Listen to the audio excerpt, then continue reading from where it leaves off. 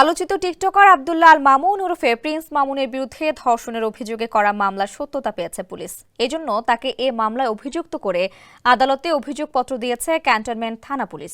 বৃহস্পতিবার আদালত সূত্রে জানা গেছে, তদন্ত শেষে মামলার তদন্তকারী কর্মকর্তা ক্যান্টনমেন্ট থানার উপপরিদর্শক মোহাম্মদ শাহজাহান গেল ২৬ সেপ্টেম্বর ঢাকার চিফ মেট্রোপলিটন ম্যাজিস্ট্রেট আদালতে এ অভিযোগপত্র দেন। পরে মামলাটি বিচারের জন্য ঢাকার নারী ও শিশু নির্যাতন দমন ট্রাইব্যুনাল ৯-এ পাঠানো হয়। তদন্তের বিষয়ে পুলিশ জানিয়েছে, সামাজিক যোগাযোগ মাধ্যমে প্রিন্স মামুন ও লায়লার পরিচয় হয়। ফেসবুক, ইউটিউব, টিকটক সহ সামাজিক মাধ্যমে লায়লাকে সঙ্গে করে বিনোদন ভিত্তিক কন্টেন্ট বানিয়ে বরাবরই আলোচনায় ছিলেন মামুন। ২০২২ সালের প্রথম দিকে একসঙ্গে চলাফেরা, পরবর্তীতে তাদের মধ্যে প্রেমের সম্পর্ক গড়ে ওঠে।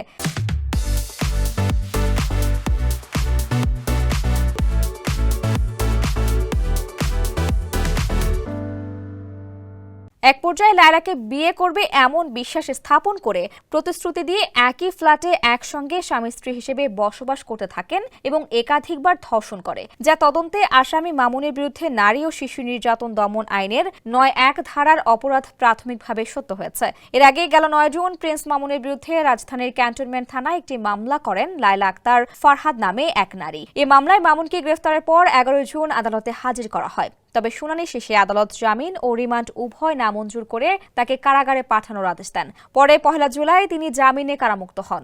বর্তমানে তিনি জামিনে রয়েছেন।